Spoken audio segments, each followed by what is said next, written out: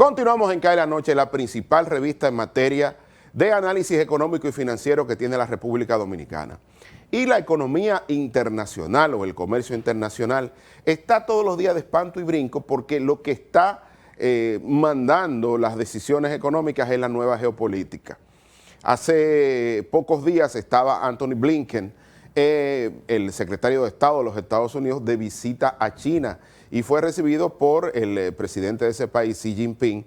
Pero ya hoy hay unas declaraciones del presidente de los Estados Unidos, Joe Biden, acusando a Xi Jinping o diciéndole que él es un tirano, un dictador, y automáticamente esas palabras tuvieron respuesta por parte del Ministerio de Relaciones Exteriores de China. Es un poco para que vean que este tira y afloja que están teniendo los principales líderes del mundo afecta a los flujos comerciales, afecta y los países están teniendo que sobrevivir, sobre todo las empresas al interior de los países están teniendo que sobrevivir a una serie de sanciones y de restricciones al comercio y le están buscando salida y mucha de esa salida tiene que ver con desvío comercial, es decir, utilizar terceros países para llegar a sus clientes originales que se han visto afectados luego de estas sanciones impuestas por Occidente a Rusia y a China, luego de la invasión rusa a Ucrania. Pero vamos a ver qué ha estado pasando con un país como Alemania, que ha tenido que también desviar comercio para poder llegar. Miren aquí las exportaciones de bienes desde Alemania a Georgia, que es una de las, digamos, naciones más cercanas a Vladimir Putin, el gobierno ruso. También en la parte derecha o en el gráfico que está a mano derecha, vemos las exportaciones de bienes de Alemania a Kazajistán, que también es otro país que mantiene estrechas relaciones tanto con Rusia como con China. Entonces estamos viendo ahí que está bajando, luego de que comenzó, tuvo un pico, hay una ligera caída, pero cuando uno lo mira en ambos gráficos, pues está muy por encima de lo que estaba hace un año. Es decir, ha habido un aumento importante de las exportaciones alemanas hacia Georgia y hacia Kazajistán. En términos históricos, cuando uno lo ve, no se había visto antes desde el año 2011, el 2013. O sea que 10 años después aumente de forma importante las exportaciones de bienes producidos en Alemania hacia Georgia y hacia Kazajistán, debe llamar la atención. Eso es lo más parecido a un desvío comercial. Es decir, están utilizando esos países para llegar a su antiguo socio comercial, Rusia. Pero vamos a seguir a ver qué es lo que hace que los países busquen desvíos comerciales y hagan otros elementos para ver cómo cambia la geopolítica estos flujos comerciales. Fíjense ahora las exportaciones de Rusia, o mejor dicho, perdón, de China, las exportaciones hacia varios países desde mayo del 2007 hasta mayo de este año 2023.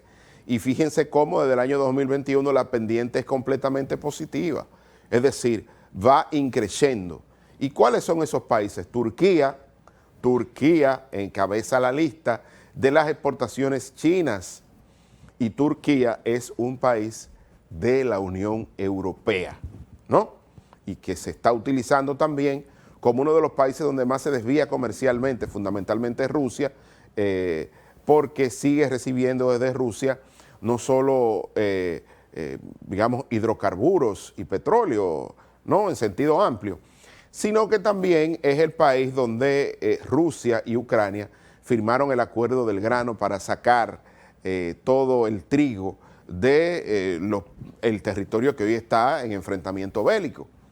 Y aunque ese acuerdo está en veremos, pues Turquía es una especie de país ahí que utiliza también la Unión Europea para decir que cumple con las sanciones, pero cuando uno mira, Turquía parece que anda suelto.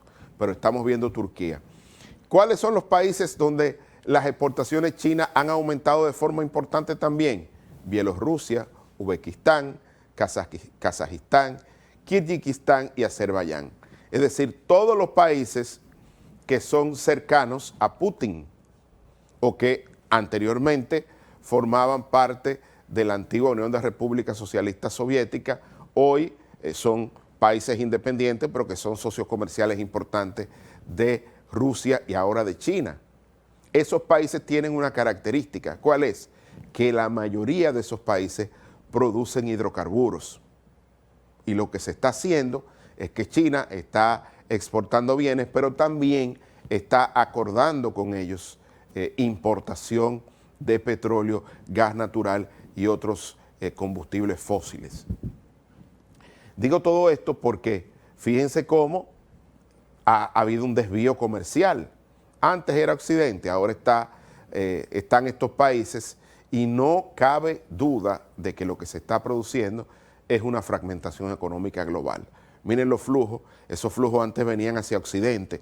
Miren ahora cómo ha estado creciendo fuertemente, especialmente luego de la invasión rusa a Ucrania y de todas estas sanciones que tiene Occidente contra Rusia y contra China por parte fundamentalmente de Estados Unidos. Vamos a seguir, señor director, para ver este análisis de comercio internacional.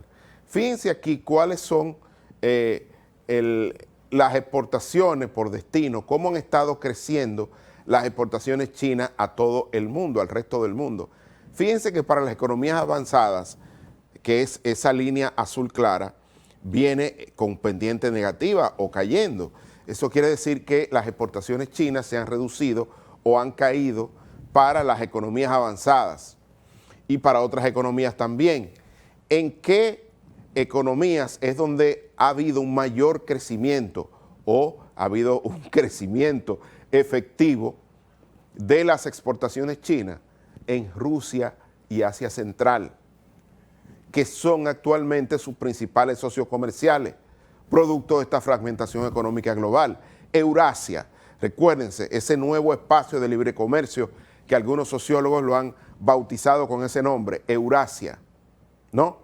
Porque tienen a Rusia y a Bielorrusia como parte de Europa y después tienen a todos los países de Asia Central como socios comerciales. Y aquí este gráfico de Robin Brooks, una autoridad en materia de comercio internacional, lo explica claramente. Fíjense que tanto para otros países como para economías avanzadas y en términos totales las exportaciones de China han estado cayendo. Sin embargo, para la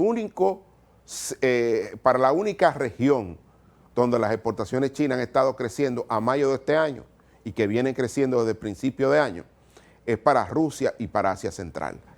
Claramente, ahí se puede deducir que lo que se está produciendo es una fragmentación económica global, donde los flujos comerciales de China, parte importante de ellos, se están yendo a Rusia y hacia Asia Central. Vamos a seguir, señor director. Miren aquí, ¿dónde están las exportaciones chinas de bienes? Aquí está Georgia, Bielorrusia, Kazajistán y Turquía.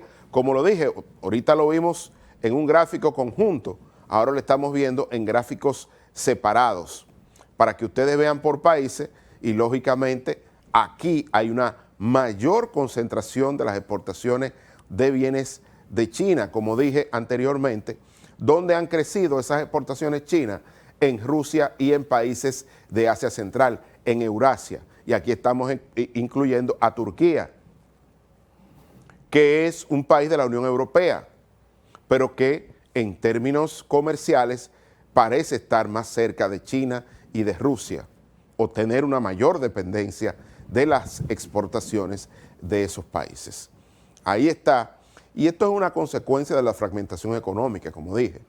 Entonces, esto es innegable de que los países y las empresas de los países, cuando usted le pone sanciones, se apoya en terceros países para burlar esas sanciones. Pero el hecho de fondo es que hay una efectiva fragmentación económica, es que para donde pueden crecer las exportaciones chinas y de Rusia fundamentalmente es para sus socios comerciales. Vamos a seguir, señor director. Miren aquí otro efecto que se está produciendo en un país de la región, y quería traerlo a colación, como Brasil. Brasil está jugando un papel en la economía mundial importante.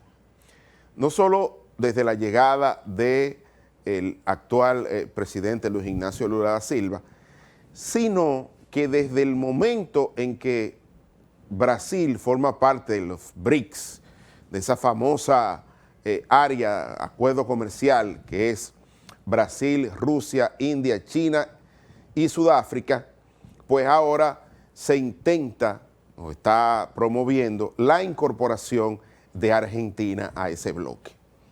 Fíjense aquí, de los países de la región, ahora se incluye a Turquía, fíjense cómo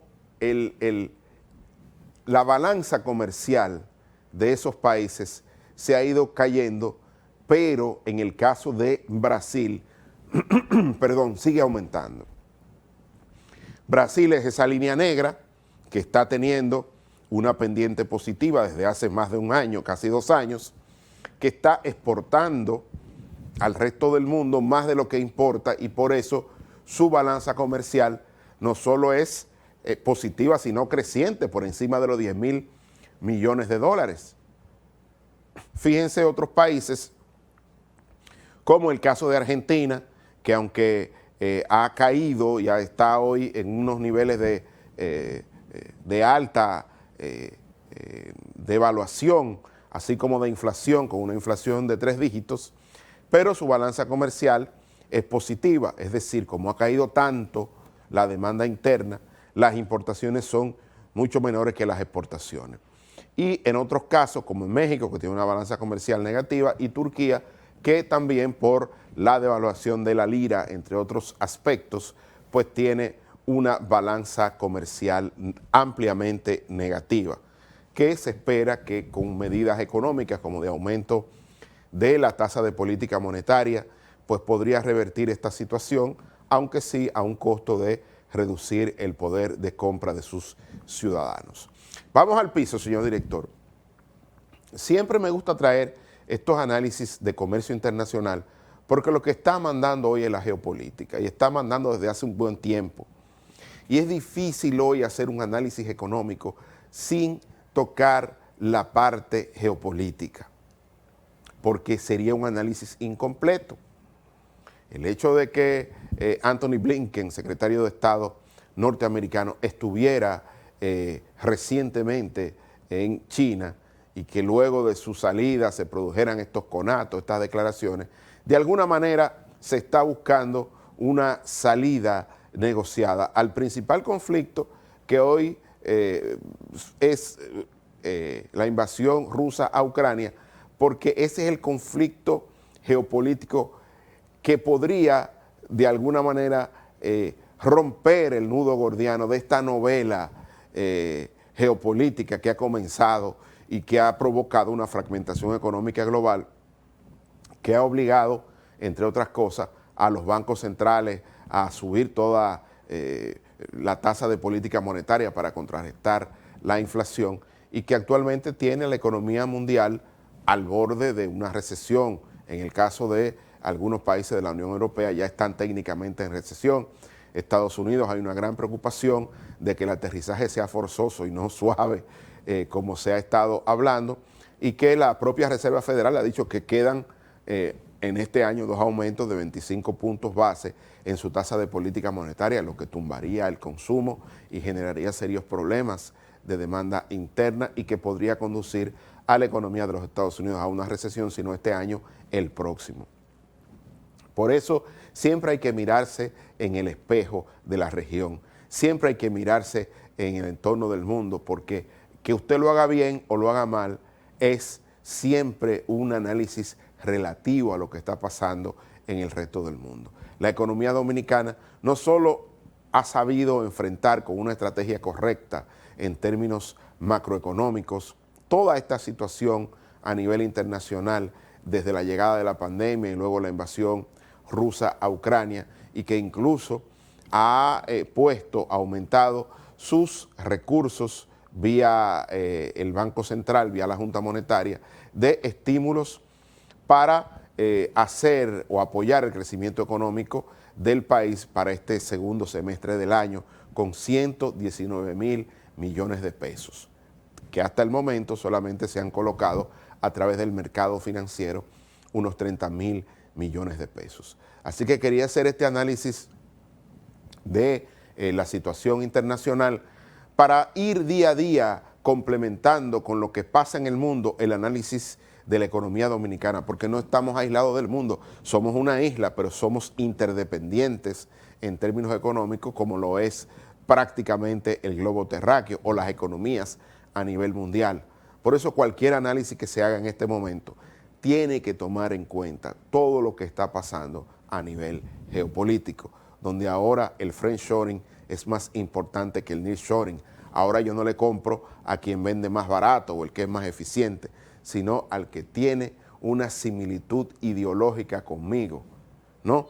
Eso se llama friendshoring. No es más barato, es el que sea mi amigo o mi aliado en términos políticos.